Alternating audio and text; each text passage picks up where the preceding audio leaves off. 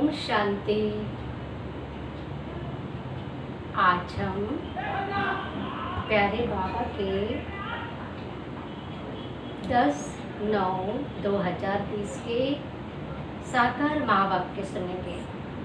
सारांश में आज प्यारे बाबा हम बच्चों को ये बताने जा रहे हैं कि हम सबकी आत्मा रूपी बैटरी डिस्चार्ज हो चुकी है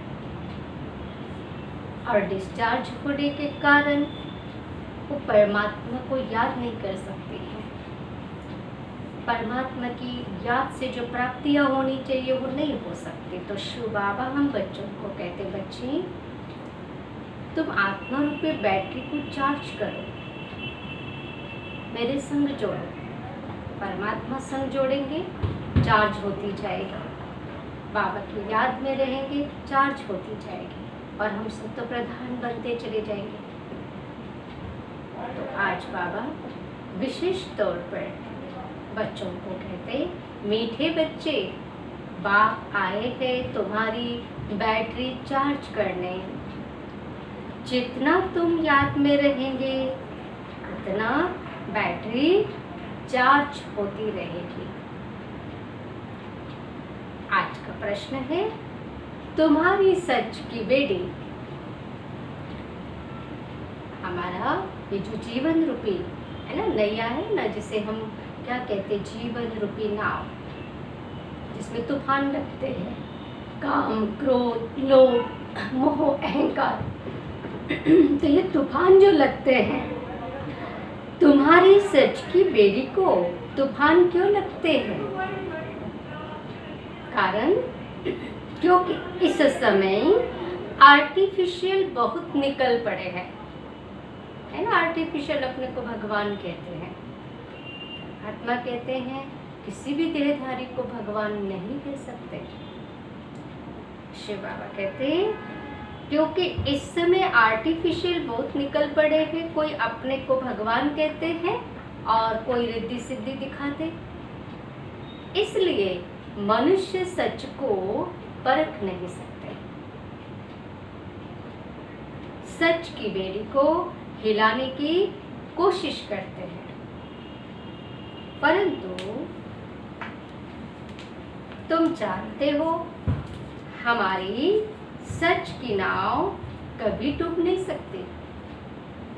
सच्चे हैं ना, तो कभी डूब नहीं सकते। हिलोरे आएंगे, हिलेगी, डुलेगी, डूब नहीं सकते कि सर्वशक्तिवान साथी है ना। हमारी सच की नाव कभी डूब नहीं सकती। आज जो विघ्न डालते हैं, कल वह समझेंगे कि सद्गति का रास्ता यहाँ ही मिलना है। सद्गति का रास्ता यहाँ ही मिलना है। सबके लिए यह एक ही हट्टी है। परमात्मा एक है, हम सब बच्चे उनके सभी। तो परमात्मा एक है तो हट्टी भी एक ही है, दुकान भी एक ही है। और इसलिए बाबा कहते हैं कि कल आकर वे समझेंगे जो विघ्न डालते हैं। इसलिए तुम्हें निर्विघ्न बने रहना है परमात्मा पिता की याद से। धारणा है सारी दुनिया कब्रिस्तान हुई पड़ी है, इसलिए इससे दिल नहीं लगानी है। कब्र अर्थात बॉडी कॉन्शियसनेस, देहभान में है। इसलिए बाबा कहते तुम्हें इससे दिल नहीं लगानी है। स्मृति रहे कि अभी हम ट्रांसफर हो रहे हैं, हमें तो नई दुनिया में जाना है। हम इस पुरानी दुनिया से नई दुनिया की ओर ट्रांसफर हो रहे हैं। इस वक्त स्वतः बुद्धि में रहे, सदा बुद्धि में रहे। आज का वरदान है, प्रवृत्ति में रहते मेरेपन का त्याग करने वाले सच्चे ट्रस्टी मायाजित भव। प्रवृत्ति में रहना है, तो प्रवृत्ति में रहते भी मेरेपन का त्याग करने वाले सच्चे ट्रस्टी मायाजित भव।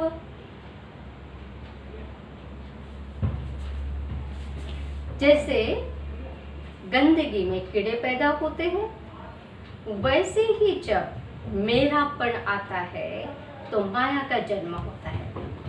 मेरापन, मैंपन, बॉडी कॉन्शियसनेस का, तो फिर बुराइयां आती, विकार आते, अर्थात विकार रूपी कीड़े पैदा होते हैं। मायाचित बनने का सहज साधन, सहज तरीका स्वयं को सदा ट्रस्टी समझो। ब्रह्मा कुमार बना ट्रस्टी, और ट्रस्टी की किसी में भी अटैचमेंट नहीं होती। क्यों? क्योंकि उनमें मेरापन नहीं होता। गृहस्थी समझेंगे तो माया आएगी, गृहस्थी समझेंगे तो माया आएगी। तो माया, बाबा कहते हैं, और ट्रस्टी समझेंगे तो माया भाग जाएगी। गृहस्थी समझने से माया आएगी और ट्रस्टी समझने से माया भाग जाएगी। इसलिए न्यारे होकर फिर प्रवृत्ति के कार्य में आओ तो माया प्रूफ रहेंगे।